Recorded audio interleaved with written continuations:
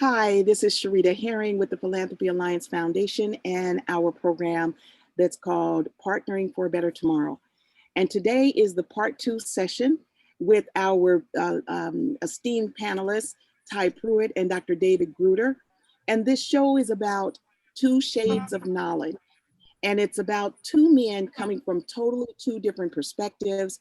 Dr. David Gruder is a Jewish man, grew up with some of the issues that he experienced as being a young, even Jewish boy. And then Ty Pruitt, who obviously is a Black man and grew up in America with some of the issues that he experienced. And we were talking one day, and the 2 of them not only are so different as far as their nationalities, but just 2 different men, but have grown to be very good friends. And so they've got a conversation that I won't hold up any longer. I just want to, let's see, Ty, tell us who you are and what brought you to this series of 2 Shades of Knowledge. So Ty Pruitt, film producer in LA, living life, struggle, survive, all that good stuff. Actually, you brought me to this platform, Sherita. You gave me a call one day out of the blue and wanted me to join the fight that I was already fighting on my own, but you gave me a good reason to join the team. And you also introduced me to David. And me and David spoke one day and we knew it had to keep going because of we clicked. And I think that we both have the heart of warriors and we have the same focus on how to get there. And what this platform does is allow us to explain to you how you can join that fight as well. And Dr. David Gruder, my dear friend, what has brought you to this series of 2 Shades of Knowledge? Well, like Ty said, you brought me to this, but in the bigger picture, I have been doing my best to do my part to bridge gaps in the societal polarization and divisiveness and political polarization for a long, long time. And when I saw that when the Black Lives Matter movement or attention started to really accelerate, I saw a lot of polarization in messages about that.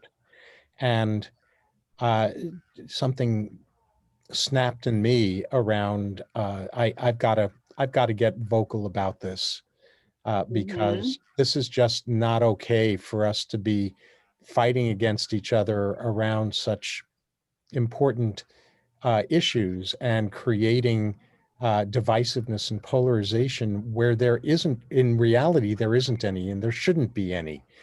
And so I ended up drafting a document. I should also add that that part of my, not only did I grow up Jewish with some pretty intense anti-Semitism experiences, but I also have some pretty solid training in dealing with isms of all kinds, not just racism, but isms in general. And so I ended up putting together a draft of a document that I called Replacing Racism. And it's a holistic approach to dealing with racism designed to bridge the divide. And it's primarily for non-people of color to wrap their awareness and their understanding and their passion around an approach that is not divisive, an approach that when I've run this document past people across the political and ideological spectrums, their reaction is, I get it. I'm on board. I like it. Thank you. So that's what got me involved in this. And of Yeah. course, as you said, when Ty and I met, because you put us together, we immediately had this sense of being brothers from another mother. Mhm. Well, now to the two of you, can you tell me how, uh, uh, as far as with the racism, hatred, acts of violence that we're experiencing right now across this country, how is it that you haven't given up on what you two believe can happen? Ty, you want to go? I'll let you go first, David. Okay. Well, the reason that I haven't given up on what I believe can happen is because it's got to happen. And for me, part of my background is around having beliefs instilled in me that silence is commission. Silence means I'm saying that something that's not okay is okay. And I can't live with myself when I see something going on that's not okay, and I stay silent about it. Mm-hmm. And so I have nothing but optimism, truly, not in a day-to-day kind of way, because there are setbacks and there's still garbage going on and all of that stuff. But over the broader arc of time, I have optimism. Mm-hmm. And Ty, how would you answer that? So for me, that question goes pretty deep. I think that for me, the reason I haven't given up is the difference between love and hate. And the way I'll explain that is, I feel like that comes from my history, because I am the descendant of a slave that survived. And the way I'll explain that is, when I look back into where I came from, the slaves who were on the plantation endured all the beatings, all the rapes, everything they had to go through, they endured. And they walked off that plantation only to walk into vagrancy laws, which meant that anyone who got home was a criminal. So they were then put in prison and then enslaved again, because the prison sold them to other prisoners to work. And once they endured that, they walked into Jim Crow law. And once they left that, they went into lynchings. But through all that, the reason I'm here is because they endured. They endured, they survived, they loved, they made it. So for me to give up, that would mean that, for example, I would have to hate someone like Christina because of the way she looks. But if I hate Christina, then that stops progress. And if I stop progress, then that stops the healing. And if there's no healing, then we convert back to where we came from. So for me, I can never give up because I can't convert backwards. Right. Well, David, this question is to you. What is the implicit bias, or what are some of the root causes that you think that this is still existing? I mean, we look at the reason why the Watts riot started, and even further back, all the way to today, there's a lot of the repeat. And what do you feel are some of the root causes or the biases that reason why things have not changed? Yeah, I think that's an important question, because this issue of implicit bias is part of what creates, in my belief, unnecessary polarization. And what I want to do is a reminder before I start answering. Please mute yourselves when you're not talking, in order to avoid echoes and background noise. So what implicit bias is a term that I wish it was called something other than implicit, because it's really about unconscious bias. You know, when I have biases that I'm conscious of. You know, I have opinions about certain issues. I have biases. I read news stories or purported news stories, and I have my own perspective or opinions about what I'm reading. Those are conscious biases.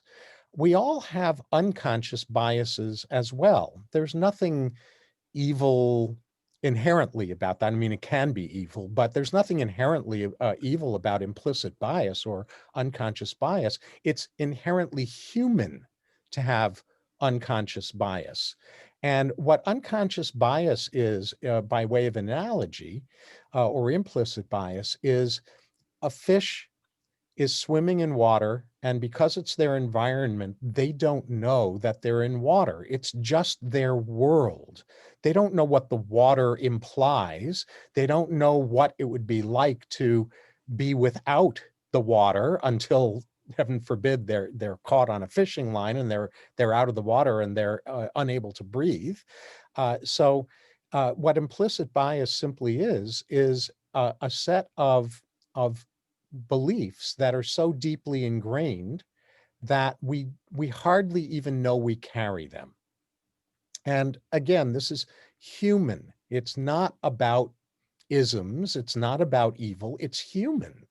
And what it causes, though, is it causes us to look at our world through our particular lens of beliefs that we often don't even recognize we're looking at it through. Like, you know, I don't dwell on the anti-Semitism that I was on the receiving end of as a child anymore. I haven't dwelled on that in a long, long time, except in specific moments when it's relevant. And yet those experiences carved or impacted my belief system. When I see something, when I see a swastika painted as graffiti on a building or on a sign or something like that, my implicit bias goes straight into anger and fear. And that's ingrained in me. So what's important about this from the perspective of isms in general and racism in specific is that I, as a male, pale colored, who can pass as white, even though I consider myself to be a Semite, but I certainly look white. And I have certain privileges that I'm given by a pale colored, male dominated society. I can either be asleep about those privileges, or I can feel guilty about those privileges, which I hope we'll get into as well, because that's ridiculous. Or I can simply be aware that I unfortunately have certain privileges that others don't. My wife Lori and I have talked about this extensively. The privileges that I get to unconsciously enjoy as a male walking around in the world around feeling safe, just always feeling safe, that Lori doesn't always feel as a woman. So that's an implicit bias or an unconscious bias I have. I feel safe, so why doesn't everybody? So that's basically what I'm trying to say. Oh, Sherita, you're muted. You know, David, with you saying that, we all have to understand that all of us experience some kind of biased or even negativity. Just like I might walk in a room and I may have been with a friend of mine that is 350 pounds. What she experiences when she walks in a room, I wouldn't even know. There's eyes that she gets on her. People are watching how she feels when that's why a lot of times she wouldn't go to restaurants where there's nothing but booths. There's things that she even has to think about prior to going somewhere that never enters my psyche. And that's what's bringing us to the kind of conversation today, because when I'm with a different friend of mine who we've been best friends since I was 5, when we walk in a room, she has no idea how I've had to prepare myself mentally, because almost everywhere we go, which oftentimes is more of a white world, I know that the eyes are on me. I know she doesn't know the feeling that I feel when until we walk in and sit down and people are staring, or while we're eating and talking, I turn and look and people are looking and then they look away, and so it's not, we all, depending on where we are, what we're doing, whether we're fat, skinny, black, white, there are things that we all need to pay attention to and stop it, because it may be someone that's special needs and they're walking in and they've got prosthetics or whatever. So we have to understand that, all of us, that we've got to stop making people feel so different because they're different from who you are, and become more accepting. And so that brings us to But the reason why before we move Go on, ahead, let me David. just add something to that, Uh-huh. because what you're saying is so important. Implicit bias should not be a controversial notion. It's a human experience. Anyone who makes implicit or unconscious bias into a political battleground doesn't understand something crucial about human nature. And we really need to get that across. It should not be a Yes. controversial item. What's Yes. done with it could be controversial, but the notion of implicit bias is just human. Well, now I have a question for Ty, and then I'm going to also open it up to our those that are on the call. But Ty, I was wondering, are there things that people of color and law enforcement aren't talking about with each other, and as far as in your opinion? And then what are some examples? Well, I'll say that with a yes, of course. I think the most important question that I would love to ask an officer is, what's your beef with me as a Black man? I think that's more important than anything. And I think that once he answers my question, he should ask me that very same question. Why do I have an issue with a person who's wearing a badge? And once that conversation gets to going, I think it'll open up doors to places that we've never went.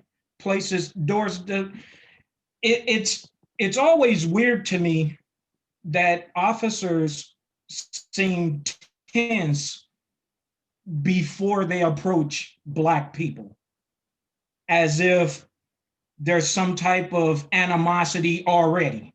But on the flip side of that, if I'm walking out I'll give you an example.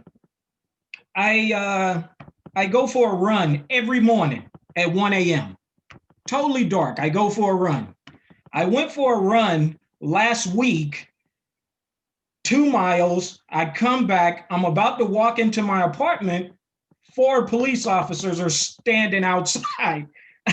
And I'm automatically like, oh, so, but it was just that reaction, that visceral reaction from seeing these 4 police officers standing in front of my building. And the reaction that they gave back to me was, hey, how you doing? I said, I'm good. And I walked in my apartment. So I think that we have to get to the root cause of why we both get so tense around each other. And I think that that's another history lesson, because for years on years, I believe that white people have been told that we are the dangerous ones and we're gonna get you. And somehow, if that Black man is dating your daughter, it's he's gonna get. So I think that's a lesson that we have to take in mind. And what you have to realize is, you have been told for 400 plus years that Black people were going to do this uprising. And if it hasn't happened as of right now today, it's not coming. Yeah, yeah, yeah. Well, thank you for that. Before I go into, because I've got a list of questions that I want to ask, but maybe some of you on the call, or any of you, do you have any questions for either David or Ty? None? And if you guys do later, just chime in. Now, gentlemen. Hallie has something. Hallie raised Hallie, her Oh, hand. go ahead. Hallie, Hi, Hallie. Thanks. Hi, all. Thanks for letting me join in today. So my daughter is similar to me in feature, but blonde and green-eyed, curly blonde hair, who is dating a college classmate who is from China and Singapore. So all sorts of current views and expectations, plus my mom was a World War II refugee from France during the Holocaust, and my dad was beat up regularly by kids who disagreed with him on the way to and from school and Boy Scouts in the Bronx because of religion and identity. So this is what a number of us grew up with. My daughter, in her college diversity discussions, asked me recently how I felt because she looks white, okay? And what I realized is when I was first born, my mom looked at me and said, "Oh, an Indian princess." Now, that could be, sometimes you've seen me wearing Native American jewelry because that's something that I love. And sometimes I've dressed in a sari as well as had one made for me by the town seamstress in this small village in India a few years ago. And I've been fortunate. When I talked with my daughter and listened to her side, I realized the ability to look like I'm from someone's hometown, whether it's from Guyana or France or Morocco, when I speak French. It is this universal availability to people where I look familiar somehow. And so just like Ty is saying, it's not just a question of fear, it's also approachability and realizing that having, I don't need to be the world's most beautiful person. I need to be myself, and I need to be approachable and available, because in my professional world, that matters a lot more than whether or not I'm doing the right eyeliner for a Zoom call.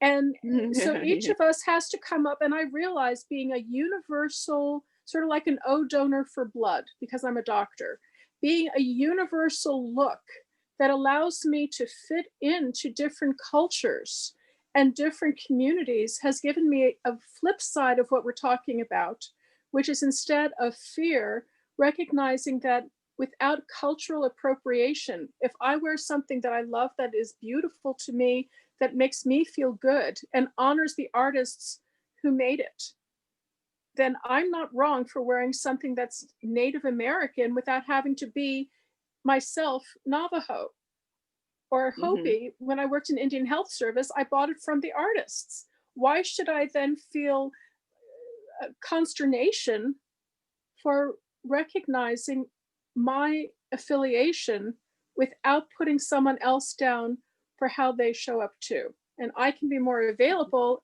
and culturally sensitive rather than having to blend in because I don't hold myself apart. Hallie, I have a question for you. When being called what was it, a Native princess, Native American princess? No, an Indian princess. Indian princess.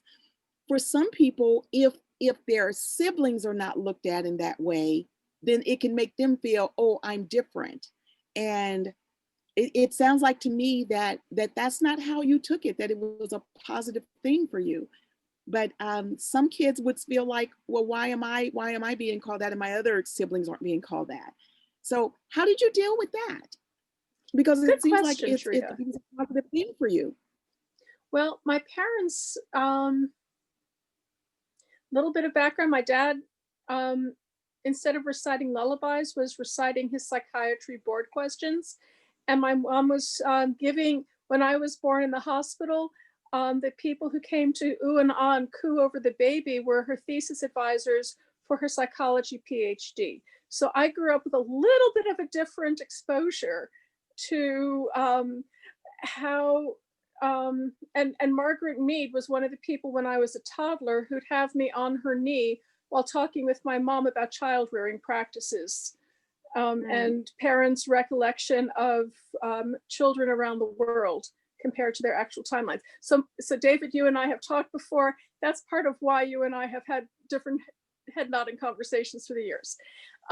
So, just saying that my parents also had lost their first kid to a genetic disorder the year before, and stillborn.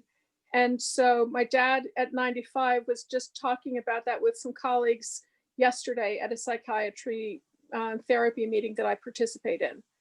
So it never went away. And the celebration of life, and just recognizing that rather than calling me Semitic, I just looked something that my mom thought was beautiful. And that's how I took it. I am a person of beauty and value, not labeled by someone else's view of me so much as what I inherently value in myself. And that's the regard that I think Thai is the approachability that makes us stand up and be proud of who we are rather than having to explain ourselves away. And so that comes to mind, Hallie, it was the way that it was presented to you, in the way that you received it. The same way, if someone grows up racist, it's the way it was presented to them as a child on what pretty much they will carry into adulthood, which now, David, it comes to my question to you. In terms of target group, privilege group, have there been, have it been used in a lot as far as an isms training? And then give me a little bit more about isms, because you talked about isms earlier. Can you explain about what you mean for isms? And then the terms target group and privilege group. Yeah. Go into that for me a little bit. And what do those terms mean? Sure. So isms is kind of the term that's been used as the catch-all term for a whole wide range of bias or discrimination, whether conscious or unconscious. So there's sexism and ageism and racism and religionism, if you will. The isms are generally associated with an experience of being ostracized or hated or attacked, and or treated differently. So that's what isms really is about. They were searching for a term to use that covered the entire range of that experience, no matter what ism we're talking about. Is that responsive to the question about isms? Yes, Yeah. that's Okay. clearer now. So privilege and target in isms training, the terms privilege and target are shorthands. Whenever you're talking about a specific kind of experience in whatever field, you oftentimes need specialized terms to talk about those things. So, for instance, in Arctic lands in Canada and Siberia and Alaska and places like that, there are well over 20 different terms for snow. Whereas for a lot of us in the United States, especially in the middle or southern parts of the United States, we probably have one word for snow or maybe two words for snow. So there's always a need for specialized language. And when specialized language becomes a political weapon, that's big trouble. So here's what privilege and target mean in the isms world. In any given culture, there are certain groups that have certain freedoms or non-discrimination that other groups do have. So for example, in classic India, you had a caste system where the upper castes had certain privileges that if you were an untouchable in that caste in India, you would never even dream that you would have those privileges.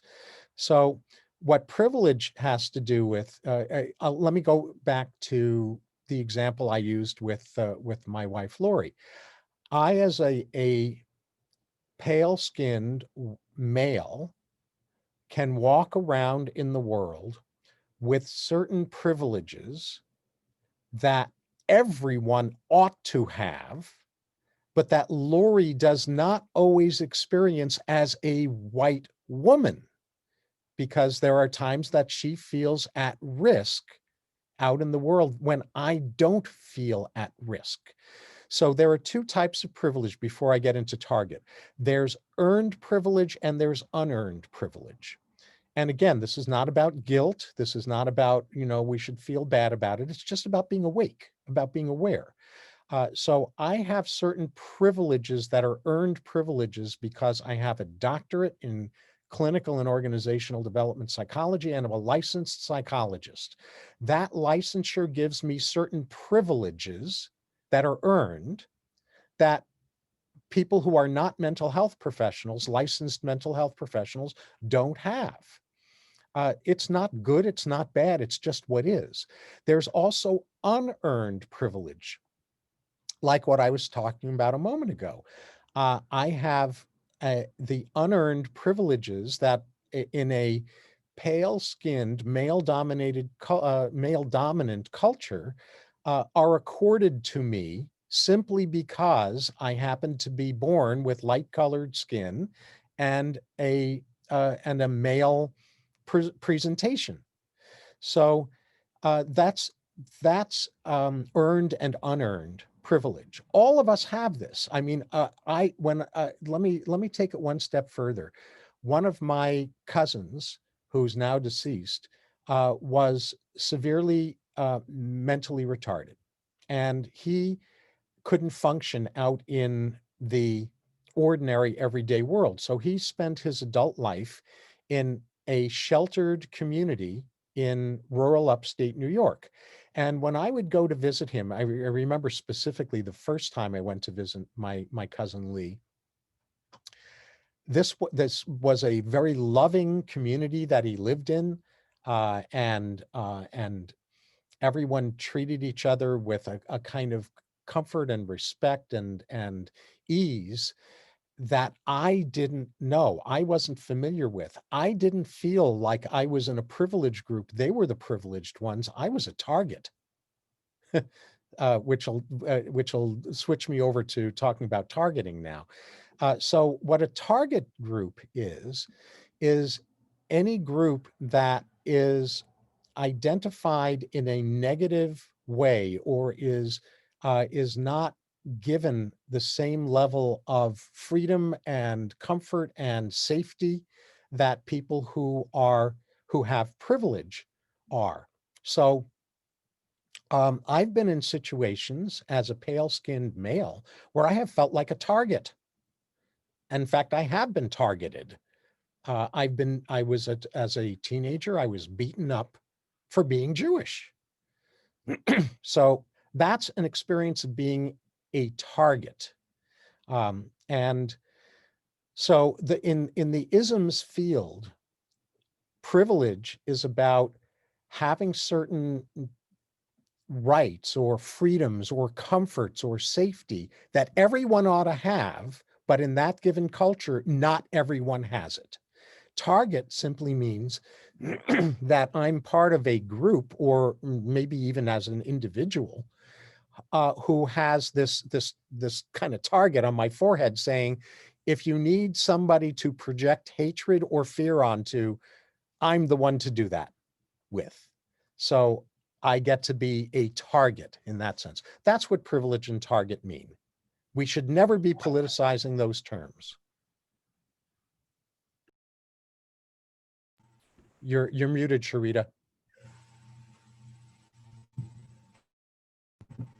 I keep muting, I'm sorry, because my dog is barking. Now, Ty, then now this comes to you. Is it possible for individuals to be a member of both target and privileged groups? Do you feel that way? Absolutely. First, I would love to say something to, I would love to comment on Hallie? Hallie? Okay. You said someone called you Indian princess? That's what you said, right? My mother, when she first held me in her arms. Okay. Because it's your, because it came from your mother, that gives it a whole together different meaning. But I think that first you have to realize that that tagline Indian came from Christopher Columbus, who was an absolute imbecile because he thought he landed in India when he actually landed in America. So but you're immediately that is, supposing, hold on a minute, Ty. You're immediately supposing that she meant Native American rather than Asian Indian.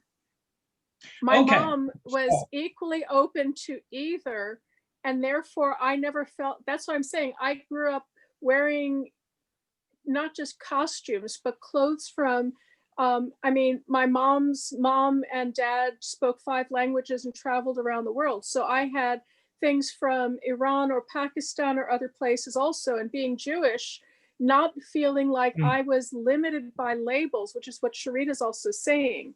So that you immediately jumped. And I think that's fascinating, isn't it? Because I celebrate Indigenous Peoples Day. I've worked in Indian Health Service. I've been in the homes and I've slept in hogans, and I've herded sheep and goats.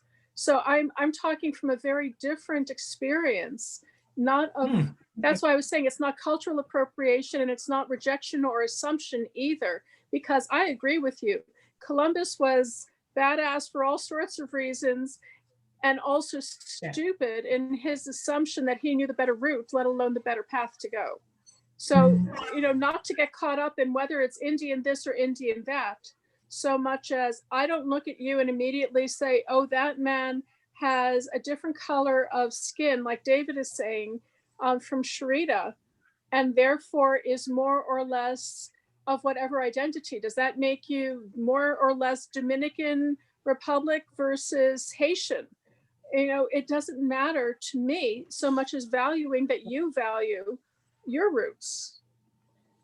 and it shouldn't. I don't think I've ever actually asked one of my friends what they have in their bloodline, because it doesn't really matter. I don't care. If we're friends, we're friends. You know, you could be polka dot from Mars, and if we good, we're good.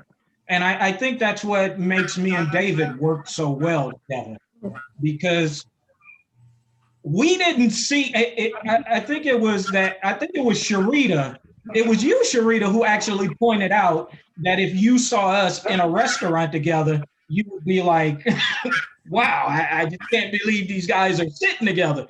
But yeah, with me and David never, when we talked, we never looked at each other like that. We only looked at, I think it was more of a conversation. I don't know, it's hard to explain, but I don't think I ever looked at him as my Jewish friend and he looked at me as his Black friend.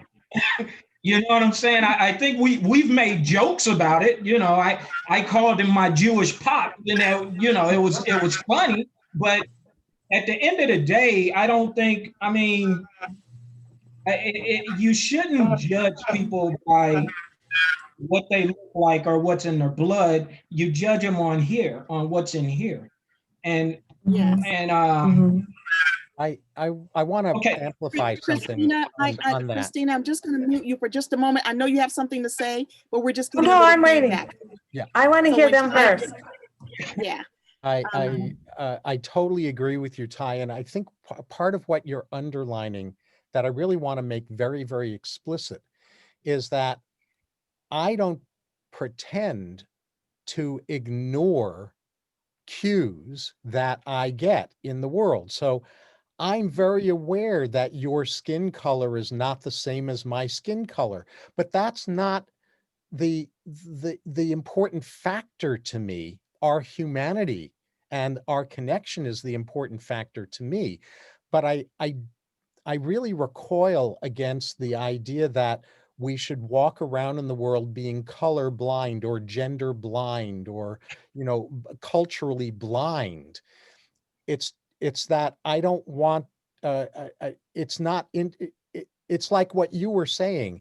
I get to be your Jewish pops, but you don't, when you look at me, you don't think Jew first. You think David, my friend first, just as I think Ty or Sherita, my friend first. But I'm not pretending for a second that you have a different skin color than me, because if I pretended that, then I would be denying that you have a different set of life experiences than I have. Right. And that brings me to, I absolutely hate the phrase that I'm colorblind. I hate that. Yep. White people, never say that to your Black friends. Yes. Please. Christina, because if you tell me you're colorblind, then I automatically think you're racist, because you're not recognizing me for the person who I am. You don't need to be colorblind to accept me as a Black man. You don't need to be colorblind for that. So please don't do that. If you have Black friends in your life, do not claim to be colorblind. Now, Christina, before we go forward, I'm sorry, go ahead, Ty. You asked me a question and I think we need to go back to it, but you need to repeat it. Okay. Now, before I do that, Ty, I know that Christina was chomping at the bit to say something. And then, Ty, I'm going to repeat the question. Christina, I'm asking you to unmute.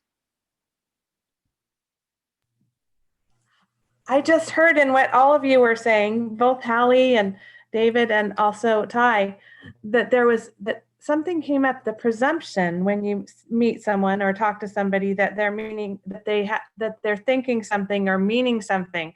So often we presume that someone's had a certain set of life experiences by the way they look, or we presume that they've had privilege, and yes, they've had certain privilege, but we'll presume what the other person's thinking or presume the other person's life experiences.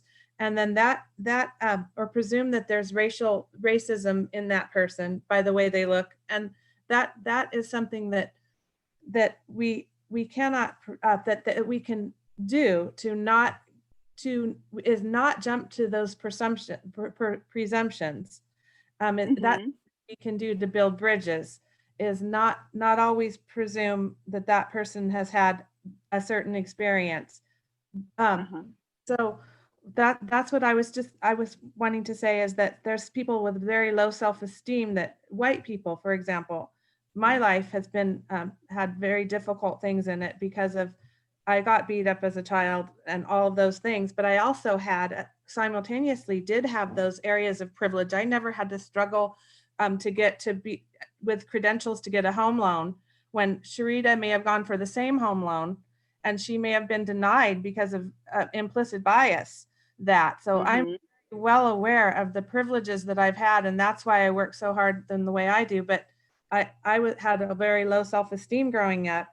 But I may meet Ty, like if you and I met, you might, in your mind, and I might do the same with you, have certain presumptions about you, and you may have certain presumptions about me, but mine wouldn't be.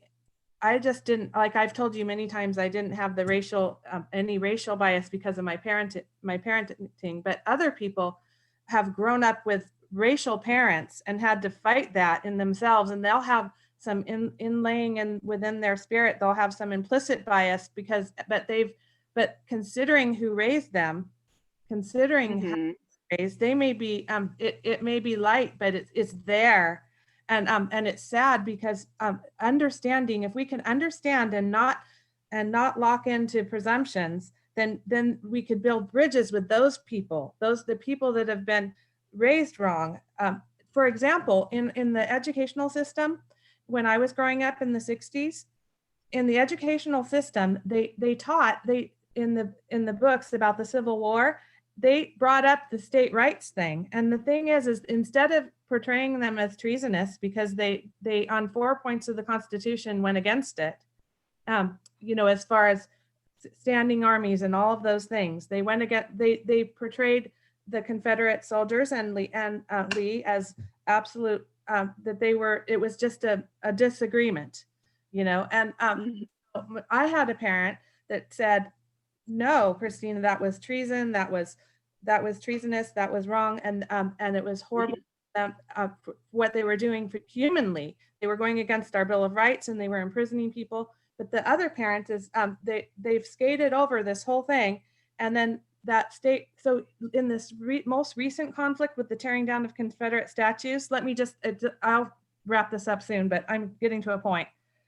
With the Confederate statues, you had, let me give you one of the gravest examples of this. You had President Trump saying there are people who are nice on both sides, which it just turned my stomach. But what happened was, I started to think with him, because I've loved some of his policies toward going into the communities and doing like opportunity zones and bridging capitalism and infusing it into impoverished communities. I was so happy that finally there was something being done in those areas. So what I'm saying is, but I wondered how could he say that? And I looked back and I remembered how a whole generation of people were educated that these guys, they were misguided. No, but yes, they were misguided, but they were trying to preserve state rights. So they gave them a pass. They gave them a pass when they shouldn't have given them a pass. And a whole generation of kids were taught that, yes, they were wrong, but they were trying to do this. They were given a pass and they got a little slap on the back. So but if it were our families, my mom taught me, if it was your family and they were enslaved, you wouldn't have waited for a minute you would never have let them skirt on any of it. So you're dealing with all these people that have been taught this way. And so when they're talking about tearing down a statue, they're giving him that little pass. Yes, they were bad, but they were part of history, and let's let them sit in the town square. And I tell my grandchildren, I would never want them in the town square, because then that Black family has to walk by that statue and they have to have their wounds ripped open. So I'll tell, what I'm saying is, but if Ty, being such a wise man, and I believe he is, and David, if you're able to bridge a gap with someone, love that, think to yourself, that police officer that stopped you in the middle of the night, that stopped you after you'd been running. I wanted to ask you what you did, because I was thinking to myself, maybe one of his friends was shot by someone that looks like you. And if he's shot by someone that looks like Ty, and so he's hurt and he doesn't and yet that person that shot him may have been from a gang that kid was in a gang because generational bias had kept his families from getting home loans to get them out of that area that they were in. So it's like this big cycle of things that have happened. But if Ty would be able to say to that officer, what is it about me that made you stop me? And I mean, if those conversations could happen to your understanding of what he might have seen or done, or what his experience might have been, maybe you could have gone to coffee and really enlightened him on his bias. You know what I mean? Can I touch on Yeah. Can I touch on a few things first, Sherita, that Christina said? Yes. First, let me go back to what you said about if you and I were to meet, you would probably assume something about me. I would probably assume something about you. I will tell you that would never happen with me. Leslie Knighty and Enos Glansnig are two of my best friends in the world. Love them to death. I never once assumed the type of people they were just by how they look. And Leslie to this day will tell people that I growled at her the first day we met. I don't believe it, but that's what she says. But I've never in our lives of being friends assumed that they were something that they weren't, and they in turn never did that to me. The situation with the police officers, once we got past that original tenseness, we spoke to each other, but then I went in my apartment. I don't think see, the thing that you have to understand as being a Black man, and this is just the difference between being born Black and being born white. Being born Black, as I tell young guys that I mentor, I've said this before, being born Black, you're born into war, you die in the battle. Everything else is a fight in between. You're actually, from the day you start walking and talking and leave your mother's front door, you're a suspect. You don't have to have done anything, but you are a suspect. And I think that's the thing that we have to get past before we can even have a conversation as a Black man and a police officer. And you were on that conversation that we had when Sherita invited the police officer, and we had that, and you guys saw me and her having these intense exchanges. And that's because she can only look at life through a police officer's eyes. She couldn't understand what I was trying to say to her and what I was explaining to her. She can only see life through the blue blood. And as a police officer, if that's the only lens you could look through, if that's the only lens you could see me through, then we'll never connect. See, I need you to see me as a human being first, as I see you as a human being, which means you got to peel that blue skin off in order for you to even have that conversation with me, because we cannot get past point A, skip point B, and get to point C. We have to deal with point B first. So I understand what you're saying. Yeah, maybe me and that police officer could have went and had a cup of coffee. But if I were to bring up to that police officer the Breonna Taylor case, and the first thing he said was, well, you know, it was found that, you know, it was a righteous shoot, our conversation ends, because you're not looking at it from the perspective of a human being. You're looking at it from the perspective of a police officer, and the perspective of a police officer says that the neighbor's wall held more value than Breonna Taylor's life. Right. So on that note, our conversation ends. Mm-hmm. I'll pay for the coffee and I'll leave. Wondering about you. I just think. Go ahead, Christina. Oh, I was just saying that I think it made you feel is what I was getting at. Like, you know, as a man who's worked hard as even just one line, like to those police officers, as a man who's worked very hard as a professional all my life and is a television producer and an accomplished man, it really makes me feel terrible when to be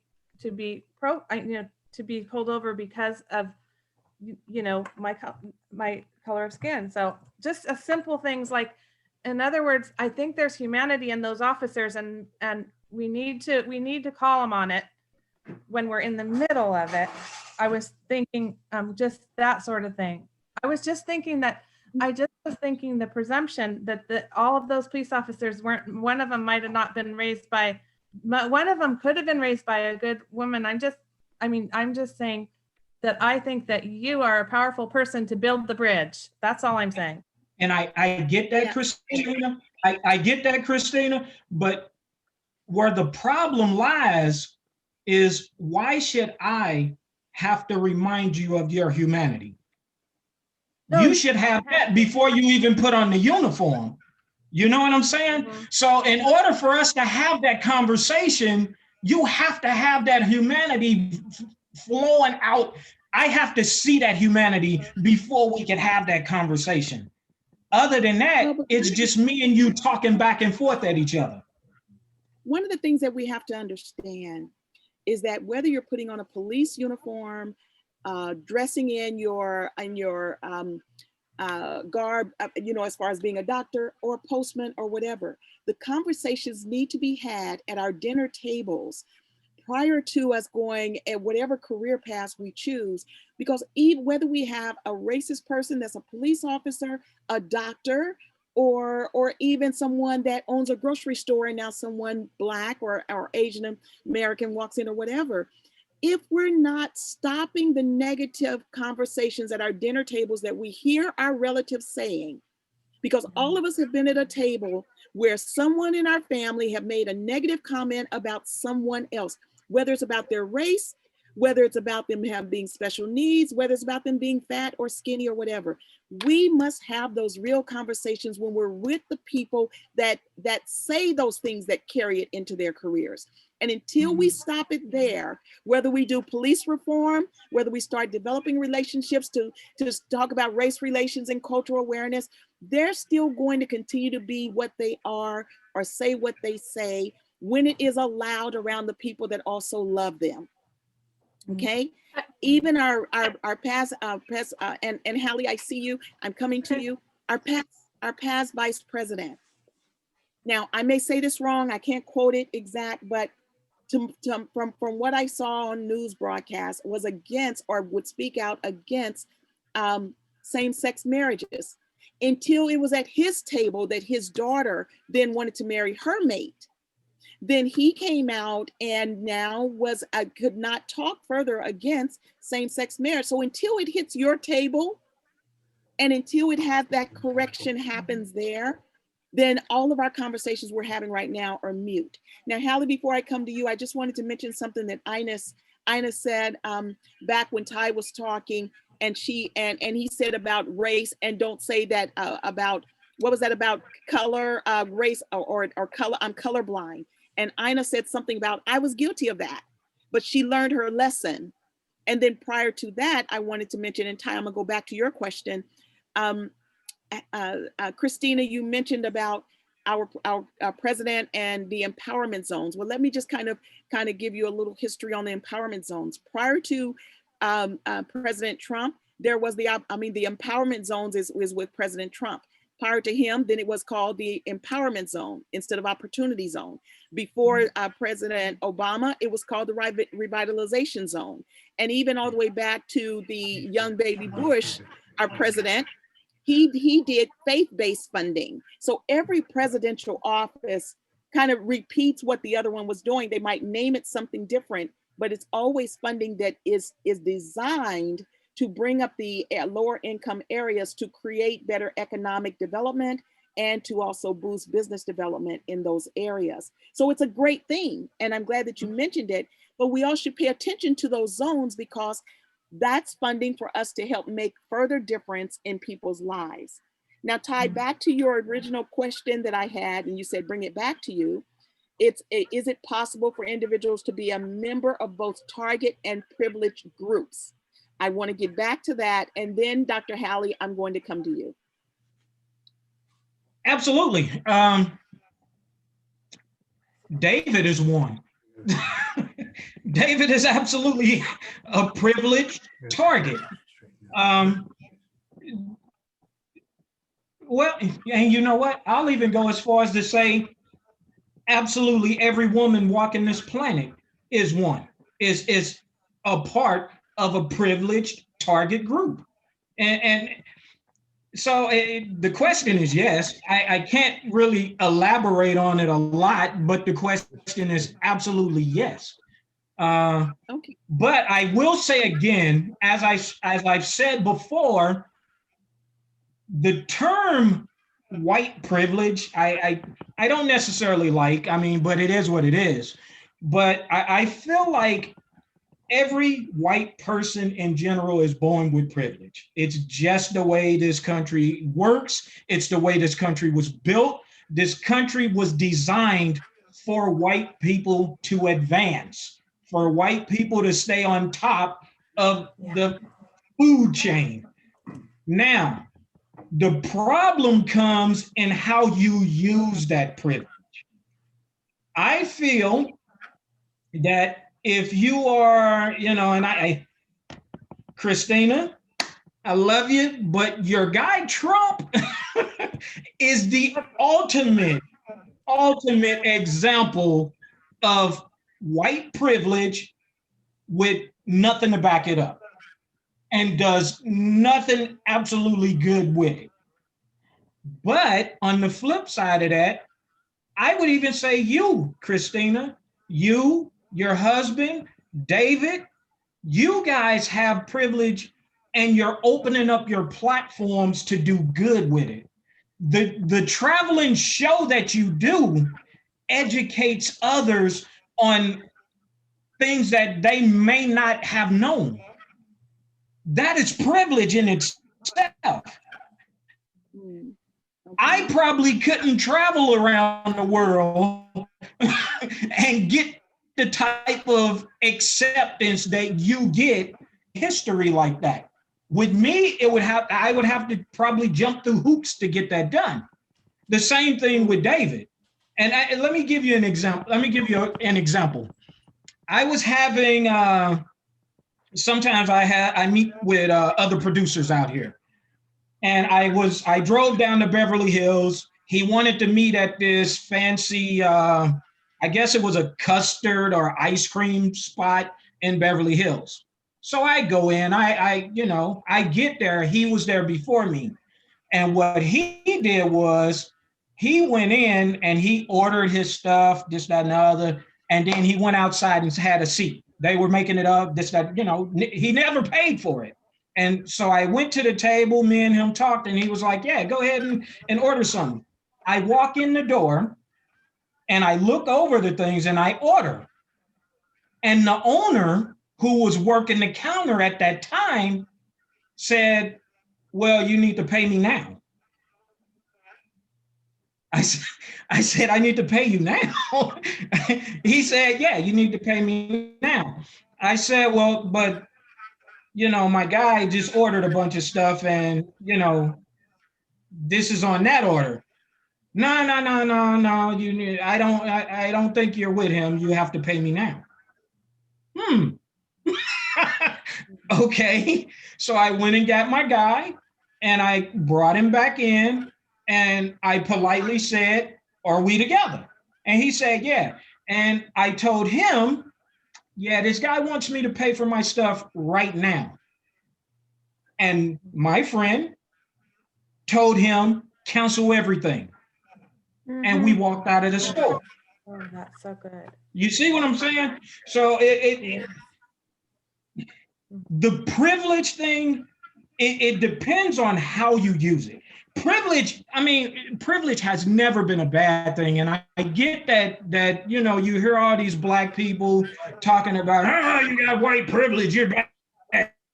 No, you're not bad. It depends on how you use it.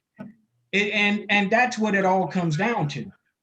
If you use privilege to elevate other races, you're one of the best people walking the planet. But if you use your white privilege to put other people down and make them feel beneath you, then you're scum and trash, plain and simple. Being unconscious about privilege is what's dangerous. Yes, Being exactly. guilty, feeling guilty about privilege is what's dangerous. Mm-hmm. Worst thing in the world. Can I just had to say a quick thing. One second, Christina. Hold that thought.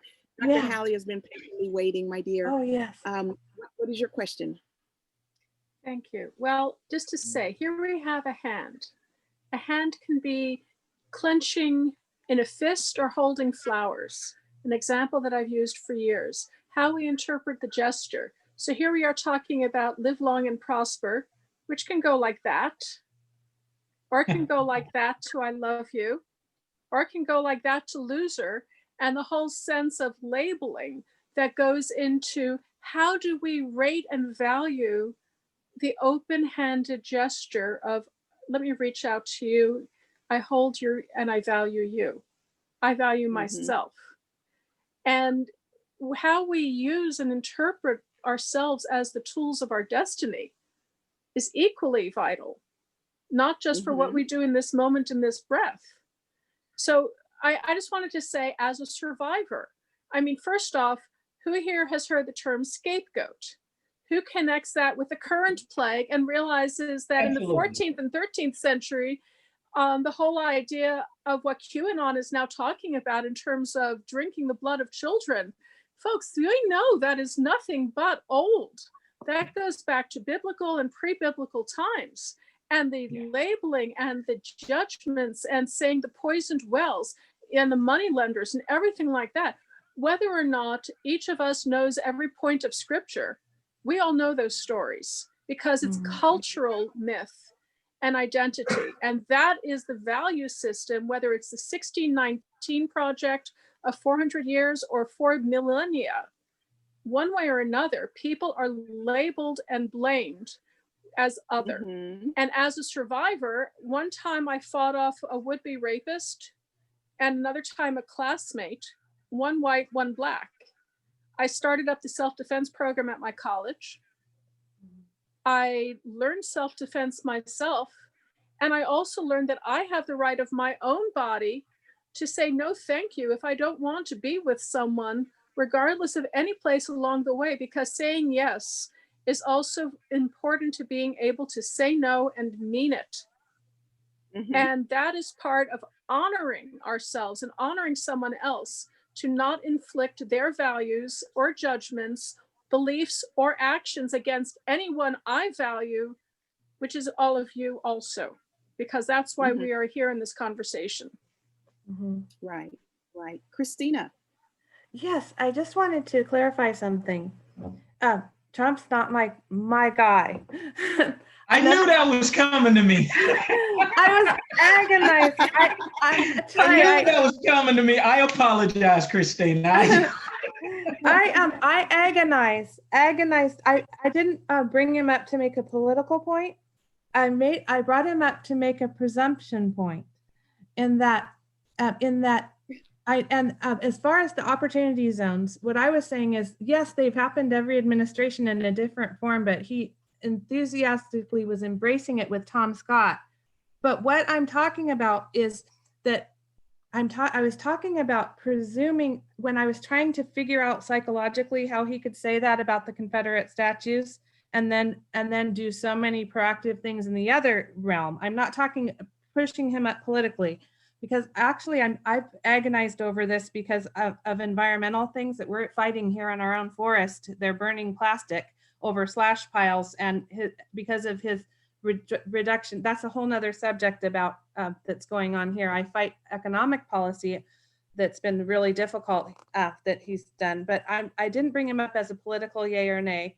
What I'm talking about, the point that when trying to figure out how did a whole generation of people give the Confederate Army and the Confederate cause a pass, and Andrew Jackson a pass, his genocide against the Native American people, how did they give him a pass and elevate him? It was the educational system implicitly biased whole generations of people. So they have, even if they fought that off, underlying deep down inside, that is how a comment like that can come out like that. So what I'm saying is, if we're wise and we understand all this, as I know that every one of you on here, I know pretty well is, we can our understanding and our wisdom, and us rising above all that and seeing this, we can build bridges in a way that is pretty powerful, because we understand, yeah, he wasn't, that he's been misguided. That whole group of people has given them a pass. We need to educate people about, what it's like to, so these little instances, like at the coffee shop with Ty, when he went through that at the coffee shop, that was a beautiful example of you and your friend educating that young man, behind the counter. What I'm saying is, with these police officers, what I suggested about what a powerful man you are as a person, that you could really affect those people. That's all I was saying. And so understand what's behind that psychologically, for someone to do good things for the Black community, and a leader to do good things for the Black community and still be able to say a Black statue should stand, doesn't make him necessarily, or or anybody, it doesn't necessarily make a whole group of people racist. It makes them very misguided, unempathetic. It makes them a lot of things, but things that are not irredeemable, things that can be changed through our wisdom and through our bridges and through our outreach. That's all I'm saying. Yeah. Well, now Let me try I to have explain. Go ahead, I want to try to break something down for you guys. And this is for everybody on this call. First, I'll give you a story that it has to go both ways. The same thing my friend did for me at that ice cream parlor, I've done for friends. You know, I remember, and Sherita, you know, I worked with Bill Duke. So I remember the first big job I did for Bill. The most trusted person I had was Enos Glansney. I called her up. Bill gave me like 2 weeks to put all these celebrities together and do this whole thing for Obama. Okay, so I'm gonna call my most trusted person in the world. I call Enos. Together, we put this entire project together within a week. Bill comes in that night and we're, yeah, we did it. So Bill tells me, we going to dinner. I'm taking you and my assistant to dinner. And I'm like, okay. So I bring Enos. Bill pulls me to the side and says, who buying her dinner? I said, what? I said, she worked for it. She did all this work. I couldn't have done this without her. Bill said, no, this is for you. So I told him, peace. And me and Enos got in the car and we were leaving.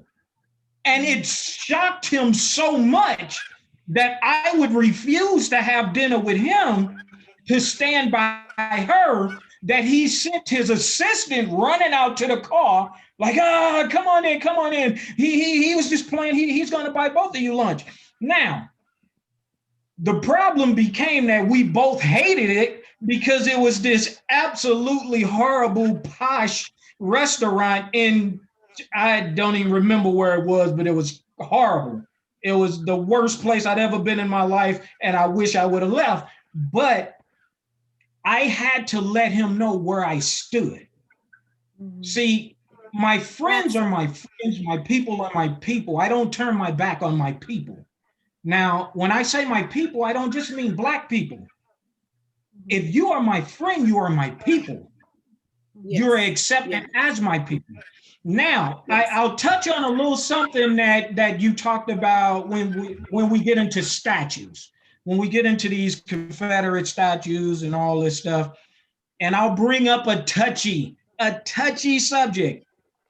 Is America a racist country? Touchy subject. Most of y'all would probably say no. I will tell you this, and America is a racist country for these examples alone. I will tell you that I'm a very rigid guy. I told you guys before, I'm kind of an angry guy, but you know, I keep that stifled. That's why I keep good friends around me, to keep that pretty much leveled. But when I look at this country, I look at things, this country is racist for the fact that pretty much every holiday that this country recognizes and celebrates came from the pain of somebody else. Like, you would never see me celebrate the 4th of July. The 4th of July, your Independence Day.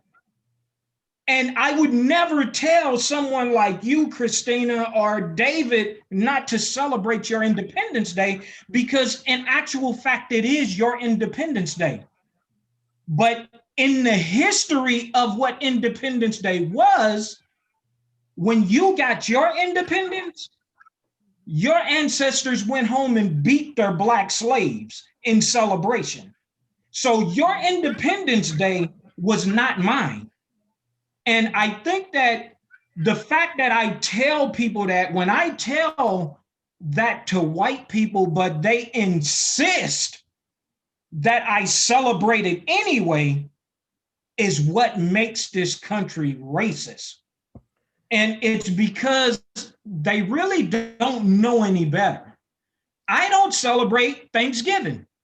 What I do is I celebrate Indigenous People Day. But the Native Americans didn't have a Thanksgiving. Their Thanksgiving wasn't happy. You see what I'm saying? This country, imagine being a young black man fresh out of boot camp in the military, and you report to a building called the Robert E. Lee Building. Think of that. Think about how that affects you. I love my country, but you're making me report to a man who busted the teeth out of my ancestor because they felt like they wanted to go on a hunger strike because and protest the slavery.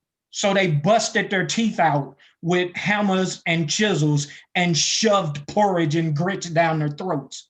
But this, I have to go to this building every day in honor of this man. Let me double back. I have to see those statues every day. I have to send my child to a school named after a Confederate soldier. Yes. That's why I say this. That's why I say, just because the country is racist doesn't mean all white people are racist. But this country has never been great. It was an ideal that we just have not finished yet. That's right. Yes. That's Well, right. you guys, there's so much for us to cover. And David, I'm going to let you come in. We're coming up on the hour. We normally allow this to be an hour and a half. We are going to have a part 3. David, I'm going to let you step in. I know that there's so much more to say, and I have at least 5 more questions that I was going to ask that it looks like they will have to come over into part 3. But David, step right up. I just want to underline an example of implicit bias that was built into some of the words you used, Ty. When you were talking about American Independence Day, and you were saying that it was my Independence Day, my family didn't even come over to this country until the early 1900s. Same with mine. It is not my Independence Day. It is a day that, for me, and this is about lenses that we look at, that look through. This is about bias. Again, not using that as a negative word, just using it as a descriptor.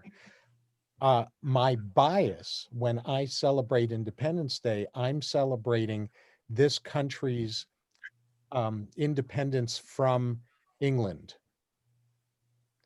I'm celebrating its daring to violate the monarchy approach to government, and to dare to try to create a country that's about the pursuit of happiness, and that's about people not being governed by a monarch. So it doesn't feel like my holiday. It feels like, for me, through my bias, it feels like a day when I am commemorating a birth of a nation that rebelled against England. So I just want to really illuminate, this is an example of bias, and we don't have to fight over bias. I think we just simply need to be awake about the biases we have. I'm not trying to imply, Ty, that you should celebrate Independence Day, because I totally follow why it wouldn't feel like Independence Day to you. I have no issue with that. I just think it's biased to call Independence Day my holiday. It's not mine. It has nothing to do with my family history. And that gets to part of what I was trying to say. You accept me for not ever celebrating that holiday, because to me, if you look at it, to me, when I look at history, that was the first time slaves actually fought for their freedom, because there were runaway slaves who fought against George Washington because of the promise of freedom if they had won. That was the first time that we lost the war to slavery. And because yet once Arbeit macht frei. I'm sorry. And yet I just want to say, because I know we're running on time, that it's also the sense of work makes you free, and the subjugation of others, that the connotations of what freedom actually represents is different. The ideal of independence is universal, so that rather than making it a history lesson of England and the US or France or any other nation coming up, and the Prussians, and we can go on with a history lesson. The fact is, around the world, people are subjugated and slaves even today.